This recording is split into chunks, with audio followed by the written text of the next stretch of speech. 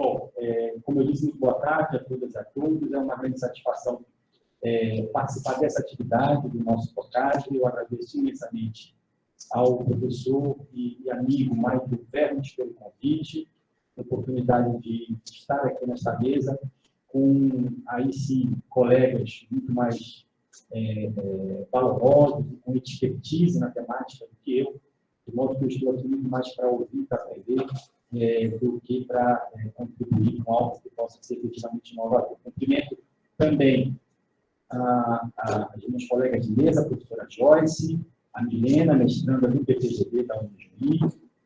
Tem sido uma experiência muito enriquecedora em todos os sentidos, mas em especial no sentido afetivo, receber a lição de estudo do PROCAD aqui em Belém durante esses dias. Nossas atividades têm sido muito profícuas, as bancas que já foram realizadas, com uma participação muito expressiva do professor Maicon.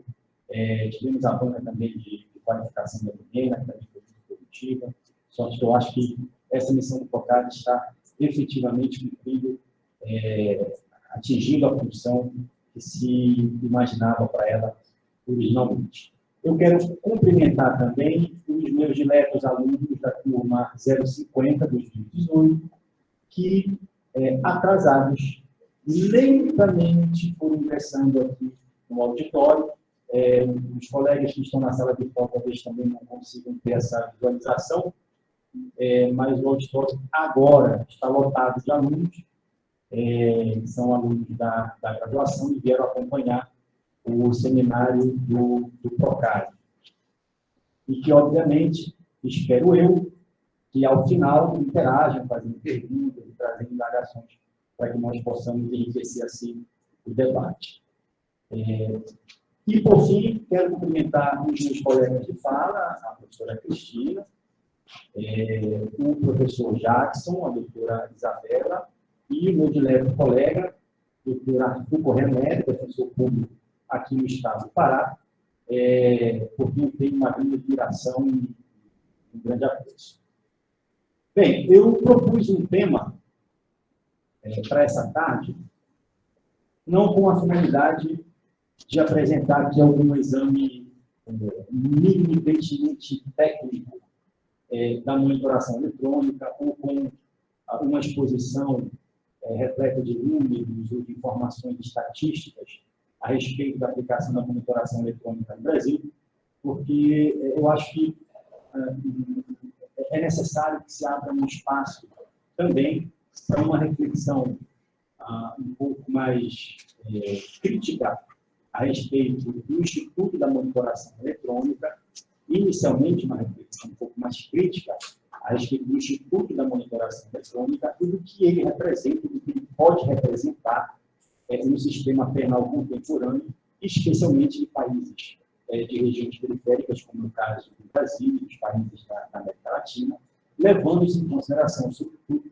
as características do sistema penal do que a monitoração eletrônica se insere. O que eu vou fazer aqui, essencialmente, é tentar, não sei se ao final conseguir dar uma resposta, mas talvez ensaiar uma resposta, propor ou insinuar uma resposta a essa pergunta que consiste em uma provocação no título da minha comunicação. A monitoração eletrônica, afinal de contas, no cenário em que ela se encontra inserida no sistema penal brasileiro, ela implica em redução de danos ou ela representa apenas o mais do mesmo, ou seja, a expansão do controle. E essa reflexão ela vai transcorrer, vai arrancar, melhor dizendo, a partir de 3 premissas que eu vou delinear agora. A primeira dessas premissas diz respeito ao fato de que o crime, muito embora seja uma experiência social, seja um fenômeno humano, político, social, ele é fruto de uma criação jurídica. É isso? Uma criação jurídica, dogmática, teoria do delito, teoria da pena, isso que nós já sabemos, e que, portanto, se dá em um contexto de exercício do poder. Não é possível falar de crime ou de criminalidade, de delinquência, de processo de criminalização, ignorando que essa experiência humana ela é vivida em um contexto, em um palco de exercício de poder. Portanto, em um palco em que alguns autores exercem poder e em que outros atores são objetos ou são alcançados pelo exercício desse poder. E, particularmente no caso brasileiro, esse exercício de poder na esfera penal tem se caracterizado nas últimas décadas, curioso e lamentavelmente, após o advento da Constituição de 1988, por uma permanente expansão punitiva. Isso em virtude de uma multiplicação de leis penais, portanto, um processo de inflação, de inchaço da criminalização primária. Cada vez nós temos no Brasil mais crimes penais, cada vez nós temos no Brasil mais crimes. Eu costumo dizer para os meus alunos de graduação, inclusive, que daqui a pouco espirrar no elevador no Brasil vai ser crime. Porque a voracidade do processo de criminalização primária no Brasil é algo verdadeiramente assustador. E isso se deve, a meu juízo muito, em virtude de se adotar como uma espécie de política pública geral, exatamente a política criminal. A política criminal, que é uma expressão de política pública, o professor Reginaldo, que está aqui acompanhando o seminário, que não me corrija se eu estiver falando aqui alguma bobagem, a política criminal é uma espécie, uma manifestação de uma política pública geral, e que no Brasil, ao invés de ser a última raça, vem sendo manejada, vem sendo empregada como a prima ou como a única raça, com um completo esvaziamento de outras políticas públicas de inclusão social, saneamento, educação e assim por diante. E o que pode parecer numa leitura rápida, pode parecer uma contradição no cenário de um Estado neoliberal que se propõe muito. Porque é razoável se pensar que, olha, como é que num Estado que se propõe minimamente intervencionista, se vai expandir um aspecto do exercício do poder político, do poder público, que é exatamente o poder político. Mas isso não é um paradoxo, isso não é uma contradição do Estado neoliberal. Essa é uma característica dele. É exatamente por ele ser mínimo na promoção de direitos sociais, é que ele precisa ser máximo no exercício do poder político. E uma política criminal que está sempre pautada em modelos de reação ao crime que se orientam por uma retórica dicotômica, meramente dicotômica, de legitimidade do poder político. Então, nós sempre estamos falando de extremos. Então, falamos de direito penal de velocidade, no âmbito da dogmática, primeira, segunda, terceira velocidade, falamos de uma política criminal de lei e ordem, falamos de um direito penal do inimigo, falamos de outro extremo, de abolicionismo, de minimalismo penal. Então, há sempre uma dificuldade muito grande de se encontrar um meio termo, ou pelo menos se tentar buscar esse meio termo. A segunda premissa que eu apresento é o fato de que essa experiência em relação ao exercício da expansão cognitiva se dá no cenário das chamadas sociedades pós-industriais ou das sociedades pós-modernas. Adotemos aqui o conceito que nos parece mais apropriado para a pós-modernidade, o conceito de Beck, de Bauman, de Giddens, de todos os outros autores, vários outros autores que tratam dessa questão. Sociedades, portanto, marcadas por um desenvolvimento econômico polarizado, o neoliberalismo da pós-modernidade, a tendência dele é de avançar no caminho de uma supressão da chamada classe média, de que cada vez haja menos pessoas mais ricas e cada vez haja mais pessoas mais pobres, portanto, uma completa polarização de condições sociais e econômicas, e marcada também, aqui já começa a falar um pouco da monitoração eletrônica, pela revolução tecnológica. A revolução tecnológica é um marco característico das chamadas sociedades pós-modernas. Além disso, caracterizadas também, particularmente, por algumas categorias que são teoricamente muito examinadas pelos autores que tratam matemática, não apenas para isso, mas eu pelo menos elencar algumas dessas características, dessas categorias, como, por exemplo, a categoria do risco. O risco é um conceito que está muito presente nas sociedades pós-modernas.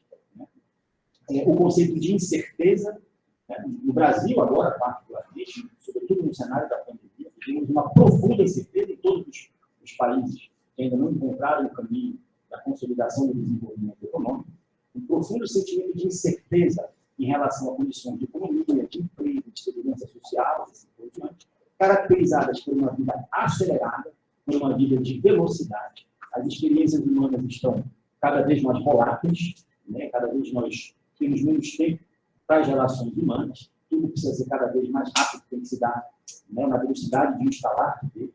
E uma sociedade também marcada, sobretudo, pelo conceito de metas, de resultados, de atingimento de resultados, de atingimento de metas. Isso porque, nas sociedades pós-modernas, no cenário econômico neoliberal, é imprescindível tratar, viver a partir da noção de previsibilidade. Previsibilidade é um conceito muito caro nas sociedades em que nós vivemos hoje em dia. Quando não há previsibilidade, há insegurança. Quando há insegurança, há medo. É por isso que essas sociedades são classificadas, existem diversas classificações, mas em vários termos, vocábulos, mas talvez aqueles que, a mim, me parecem ser os mais apropriados, são o de sociedades de controle, marcadas pela vigilância, pela necessidade de vigilância, por sociedades de exclusão, e de uma exclusão que acaba sendo natural do próprio processo de acumulação de riqueza e de distribuição, de falta de distribuição econômica. Para mim, um fenômeno urbano que ilustra isso com muita clareza são esses condomínios fechados, em que o fator econômico acaba permitindo que determinados status sociais passem a viver como que em aldeias de riqueza, e deixando muro afora tudo aquilo que pode representar insegurança ou risco para elas. E sociedades também pautadas, muito marcadas por relações a partir de estigmas construídos em virtude, sobretudo, de diferenças pessoais. O estigma em razão da religião, das diferenças religiosas, o estigma em relação ao imigrante, o estigma em relação a questões étnico-raciais, de gênero, e assim por diante. E a terceira premissa diz respeito à evolução do discurso vitimológico nos últimos anos. Cada vez mais, quando se fala de controle penal, fala-se de um resgate da figura da vítima, e isso se vê claramente, inclusive, na própria legislação penal, nos próprios processos de criminalização primária. No Brasil, por exemplo, com o tratamento, com a importância que vem sendo dada ao tratamento legal, por exemplo, da violência de gênero, da violência dirigida aos idosos, às crianças e assim por diante. Então, o resgate da figura da vítima, tanto em matéria de direito penal material, quanto em matéria de direito processual penal.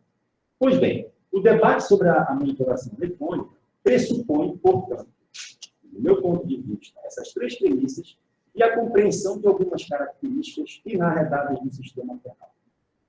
Uma dessas características, talvez a mais importante, é a de que nós temos no sistema penal, aquilo que o professor já falou, me chama, de um programa criminalizante irrealizável. Aquele programa criminalizante que é exatamente responsável pela produção da chamada cifra pública. Nós temos um volume de legislação penal, de direito penal material, tão grande que as agências do sistema penal de execução, as agências policiais e do sistema de justiça criminal, não dão conta de realizar.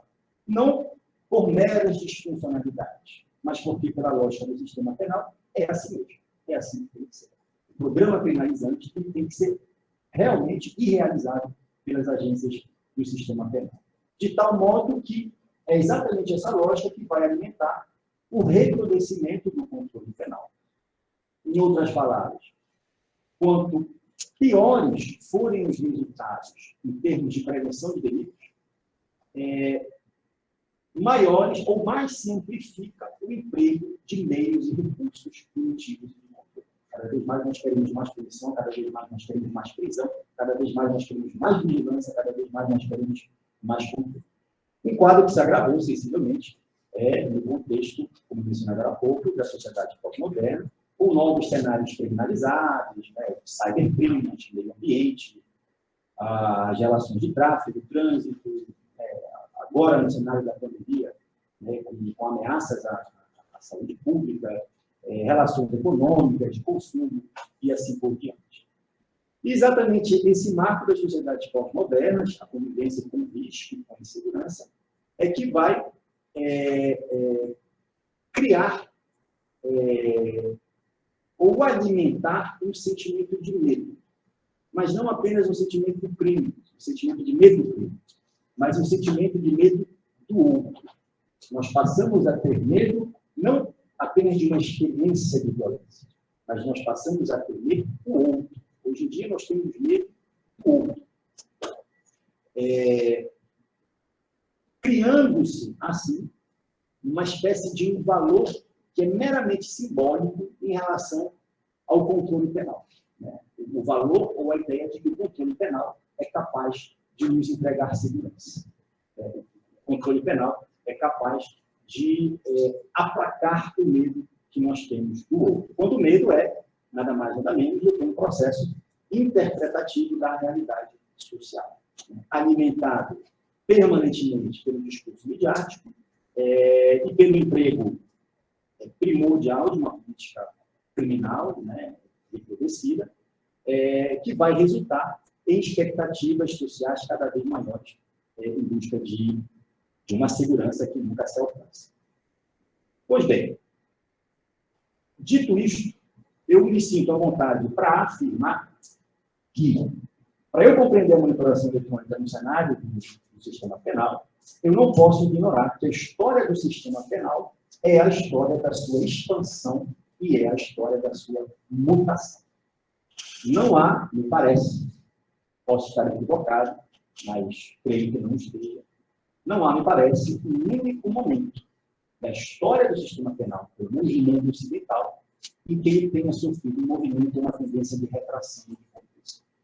Sempre há um movimento, claro, de expansão, ou um movimento de adaptação, de mutação, em que ele agrega novas ferramentas, ele agrega novos instrumentos, para logo no momento seguinte dar um novo passo a caminho da expansão. Por exemplo, isso foi o que se deu quando nós passamos a empregar a prisão como pena, e não mais como uma medida processual. Ensina-se muito aos alunos de graduação que a prisão veio para substituir a pena de morte. Porque na Europa Ocidental, àquela altura, os 10 totalmente parecidos, por qualquer coisa se aplicava a pena de morte, que a prisão, então, veio como que para humanizar um pouco a resposta penal, para eliminar a pena de morte. E isso é uma falácia. A pena de morte, ela existe até hoje. Ela existe até hoje. A prisão não veio para substituir a pena de morte. Ela foi agregada à pena de morte. A pena de morte continua sendo aplicada, a medida já tinha na cabeça que pode ter, já vou caminhar para o final, ela foi agregada à pena de morte. Da mesma forma como limitações à pena de prisão. Nós temos um regime de progressão, por exemplo, na execução da pena. Esse regime de progressão da execução da pena não acabou, por exemplo, com a pena sendo cumprida em regime fechado contínuo. Então, essa é uma característica do sistema penal. Ele vai sempre se expandindo, agregando novas ferramentas. Pois bem, o que é que a monitoração eletrônica representa nesse cenário? Ela representa efetivamente uma ferramenta de redução de danos, de descarcerização, de redução do aprisionamento, ou será que a monitoração eletrônica é nada mais, nada menos do que mais uma estratégia de mutação do sistema penal, em que o que ele busca é simplesmente a sua expansão, aproveitando-se do discurso simpático de que ele é capaz, de que era capaz, da monitoração eletrônica, de promover descarcerização. E não sejamos ingênuos aqui.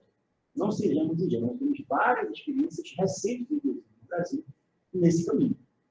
Né? Por exemplo, juizados especiais criminais.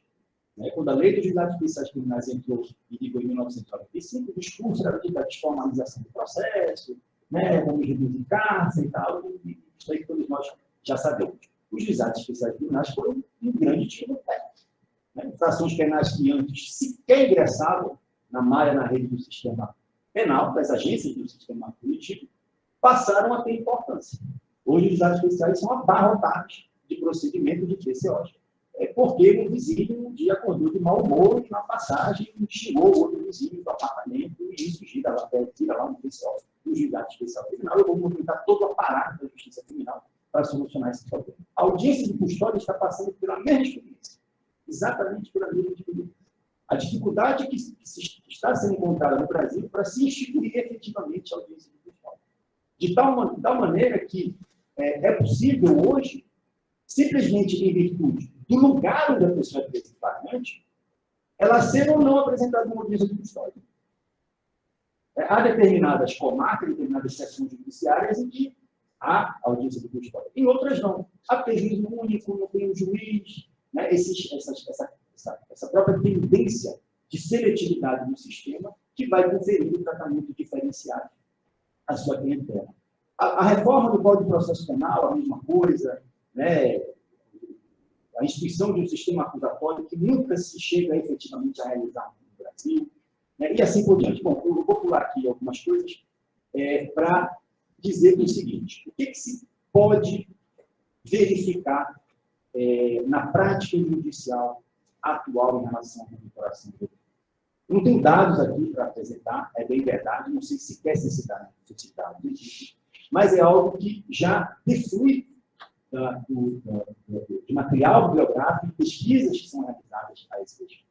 A monitoração eletrônica, ainda que se possa, aqui ou ali, tentar relacionar alguma redução de encarceramento, de níveis de encarceramento, não é possível garantir que essa redução de níveis de encarceramento seja durante o processo, como medida cautelar aplicada, né, na forma do artigo 319 do Código de Processo Penal, seja como uma forma de execução da pena, né, sobretudo nos casos de regime aberto, que essa redução de encarceramento se dê em virtude da aplicação da monitoração eletrônica. Por outro lado, especialmente quando a monitoração eletrônica é aplicada no curso do processo, aqui claramente se percebe que a orientação da jurisprudência brasileira é toda no sentido de que a monitoração eletrônica é um elemento que foi agregado a outras formas de controle que já existiam antes dela ser instituída. Por quê? Porque antes nós tínhamos o chamado regime dicotômico de medidas cautelares. Né? Então, ou o acusado respondia o processo preso, provisoriamente, ou ele respondia em liberdade. Então, ou era 8, ou era 80. Né? Então, veio a Lei 2403, 2011, que instituiu um sistema de polimorfia, assim chamado pela doutrina processual penal, de medidas processuais penais, e aí a vedete, né, a vedete desse espetáculo é a monitoração eletrônica. Ora, o que se percebe na prática? Que antes, aqueles casos em que o juiz, aqueles poucos casos em que o juiz concedia uma liberdade provisória, revogava uma prisão preventiva, e o acusado, então, durante o processo, passado a responder o processo, exercendo a liberdade plena, hoje, o juiz aplica a monitoração eletrônica. Ou seja, tem se tornado cada vez mais raro o caso de um acusado, ou hipótese de um acusado que responda ao processo de liberdade plena.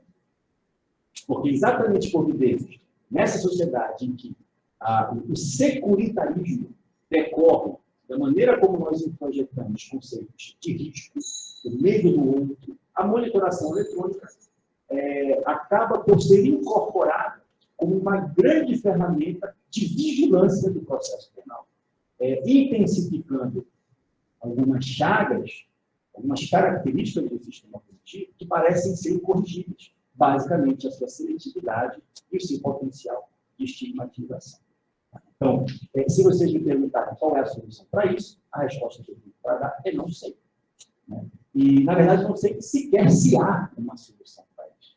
Eu costumo ser muito pessimista quando nós tratamos de questões relacionadas ao sistema penal. Então, a minha tendência a minha tendência intuitiva até, é quase dizer que não há uma solução.